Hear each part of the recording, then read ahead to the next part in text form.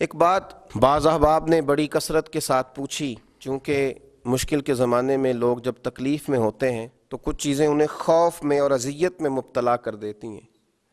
لوگوں نے یہ پوچھا کہ بہت سارے ایسے لوگ بھی ہوتے ہیں کہ جو بظاہر بڑے نیک ہوتے ہیں، امت کے صالحین انہیں بڑے نیک، پارسا، متقی سمجھتے ہیں، لیکن کئی دفعہ وقت وصال وہ شدید کرب اور تکلیف میں آ جاتے ہیں۔ تو کیا ہر برا آدمی ہی تکلیف میں آتا ہے؟ یاد رکھیں، اس میں کوئی شک نہیں کہ انما الاعمال بالخواتیم، اعمال کا دار و مدار ان کے خاتمے پر ہے، لیکن یہ ضروری نہیں ہے کہ کسی شخص کا انتقال کسی تکلیف میں ہو تو یہ ضروری نہیں کہ وہ برا شخص ہی ہو۔ بہت سارے شہداء جنہیں کافروں نے پکڑ لیا تھا اور پکڑ کر کے ان کو جلا ہی ڈالا تھا، تو کیا وہ برے لوگ تھے؟ وہ جو اصحاب الاخدود ہیں، جن لوگوں کو کھائی کے اندر کاٹ کر پھینک دیا گیا تھا، تو کیا وہ برے لوگ تھے؟ جناب آسیہ کو جو بڑی سخت اذیتیں دے کے شہید کیا گیا، تو کیا وہ معاذ اللہ بری تھیں؟ تو یاد رکھ لیں کہ بہت سارے لوگ ایسے ہوتے ہیں۔ کیا لوگوں کو وہ وقت بھول گیا ہے کہ جناب سیدنا امیر حمزہ رضی اللہ تعالیٰ عنہ کی آنکھیں کاٹ دی گئی تھیں، ان کی زبان کاٹ ڈالی گئی تھی، ہونٹ کاٹ دیے گئے تھے، ان کا کلیجہ نکال لیا گیا تھا،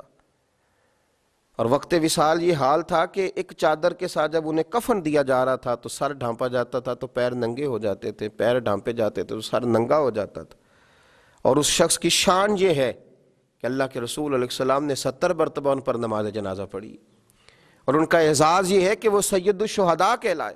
ہر سال نبی پاک علیہ السلام نے ان کی قبر پر تشریف لے جا کر ان کے لیے دعا فرمائی۔ اور سب سے بڑھ کر ہمیں بخاری شریف میں حضرت عبداللہ بن عمر رضی اللہ تعالیٰ عنہ کا تذکرہ ملتا ہے۔ یہ مشہور صحابی حضرت جابر ابن عبداللہ کے والد ہیں، یہ جنگ احد میں شہید ہو گئے تھے، اور ان کا حال یہ تھا کہ کافروں نے ان کی کان اور ناک کاٹ دیے تھے، ان کی صورت بگاڑ دی تھی۔ ان کے صاحبزادے حضرت جابر ابن عبداللہ فرماتے ہیں کہ میں جب ان کی چہرے کی زیارت کے لیے گیا تو مجھے روک دیا گیا تھا کہ آپ دیکھیں گے تو تکلیف میں آ جائیں گے، لیکن ان کا اعزاز یہ تھا کہ انہوں نے ایک رات پہلے ہی، آپ بخاری شریف دیکھیے، حضرت سیدنا عبداللہ نے اپنے بیٹے جناب جابر ابن عبداللہ سے فرمایا تھا، بیٹا احد کے میدان میں بیٹا صبح سب سے پہلے مجھے شہید کیا جائے گا۔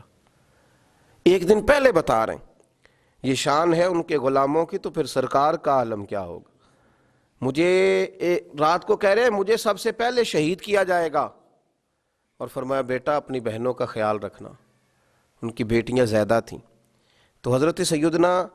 جابر ابن عبداللہ رضی اللہ تعالیٰ عنہ فرماتے ہیں کہ جنگ احد کے دن پھر میں نے انہیں دفن کیا، اپنے والد کو ایک دوسرے صحابی غالباً حضرت عمر بن جموح رضی اللہ تعالیٰ عنہ کے ساتھ ایک قبر میں دفن کیا۔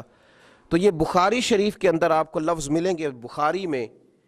فرماتے ہیں کہ ہم نے انہیں اپنے ایک اور صحابی کے ساتھ دفن کیا، تو 6 ماہ کے بعد میرا ارادہ بنا کہ میں انہیں الگ قبر میں دفن نہ کروں۔ تو جب میں نے ان کی قبر کو کھولا تو ان کا سارا وجود اسی طرح تر و تازہ تھا، اسی طرح، حالانکہ ان کی حالت چہرے کی بڑی خستہ کر دی تھی کفار نے۔ بلکہ اس طرح کی روایات بھی ملتی ہیں کہ جب کھولا گیا ان کی قبر کو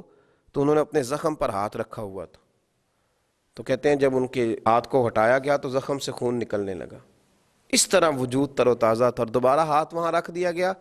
تو پھر اسی طریقے سے ان کا خون بند ہو گیا۔ پھر اس کے بعد مدینہ منورہ میں نہروں کی کھدائی کے وقت جناب سیدنا امیر معاویہ رضی اللہ تعالیٰ عنہ نے جب کچھ چیزوں کو کھولنے کا کہا تو غالباً 46 سال کے بعد پھر ان کی قبر کو کھولا گیا، تو پھر ان کا جسم اسی طرح تر و تازہ نظر آیا۔ زمین میلی نہیں ہوتی، زمن میلا نہیں ہوتا، اور محمد کے غلاموں کا کفن میلا نہیں ہوتا۔ تو نبی پاک صلی اللہ تعالیٰ علیہ وسلم کے غلاموں کو اللہ اعزاز دیتا ہے کہ ظاہری طور پر ان کے چہرے اگر کسی وجہ سے کسی تکلیف میں کسی آزمائش میں آ بھی جائیں تو اتنا نہیں گھبرائیں